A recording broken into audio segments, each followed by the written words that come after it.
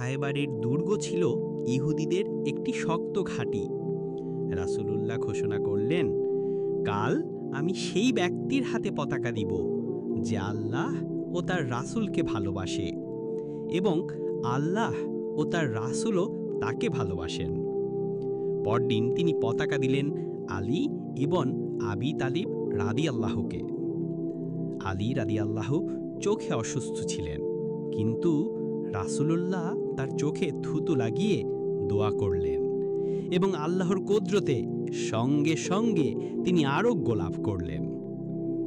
এরপর আলী একটি সিংহের মতো দুর্গে প্রবেশ করলেন এবং একে একে শত্রুদের পরাজিত করতে লাগলেন। তার সাহস ও বীরত্ব দেখে শত্রুরাও ভীত হয়ে পড়েছিল।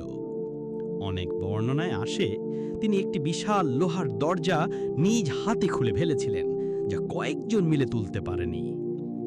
এই ঘটনার পর থেকেই সাহাবীরা এবং মুসলমানেরা